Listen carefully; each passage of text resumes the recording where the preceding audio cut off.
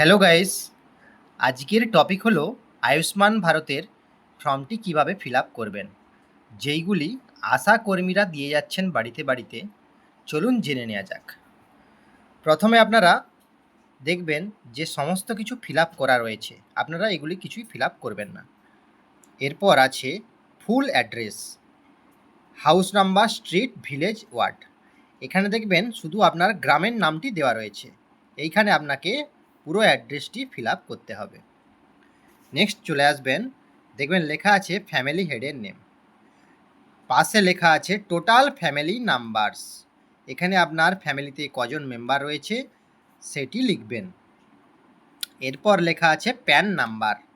এখানে আপনি family হেডের pan number কিন্তু লিখবেন না, এখানে লিখবেন যে অ্যাপ্লিকেন্ট রয়েছে তার প্যান নাম্বারটি।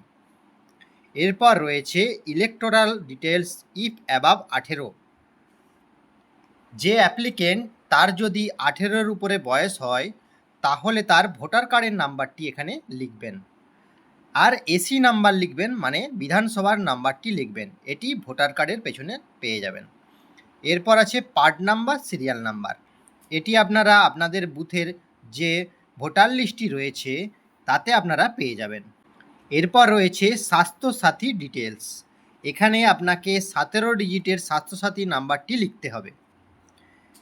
এইগুলি ফিল আপ করা রয়েছে, কিছু করতে হবে না। নেক্সট পেজে চলে যাবেন। নেক্সট পেজে আছে ফ্যামিলি ইনকাম 8 লাখ পার ইয়ার। আপনার ফ্যামিলির যদি 8 লাখ টাকা বছরে ইনকাম হয় তাহলে ইয়েসে টিক করবেন, নাহলে নোতে টিক করবেন। এরপর আছে any member of family paying income tax. আপনার ফ্যামিলির মেম্বারের মধ্যে যদি কেউ ইনকাম ট্যাক্স দিয়ে থাকে তাহলে ইয়েসে টিক করবেন, নাহলে নোতে টিক করবেন। এরপর আছে found in SDD list for SIR WBLA 2026 poll. যদি এই লিস্টে নাম থাকে তাহলে ইয়েসে টিক করবেন, নাহলে নোতে টিক করবেন।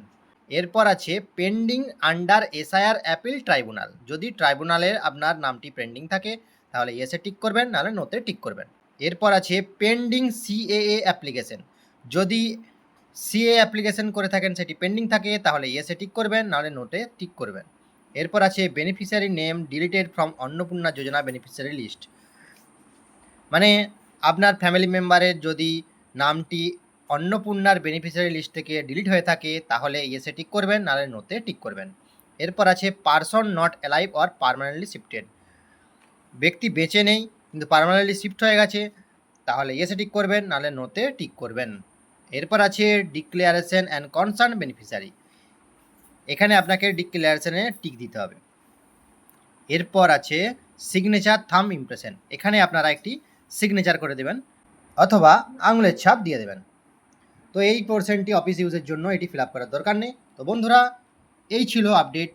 ভিডিওটি ভালো লেগে থাকলে চ্যানেলটি সাবস্ক্রাইব করবেন আর একটি লাইক করে দেবেন।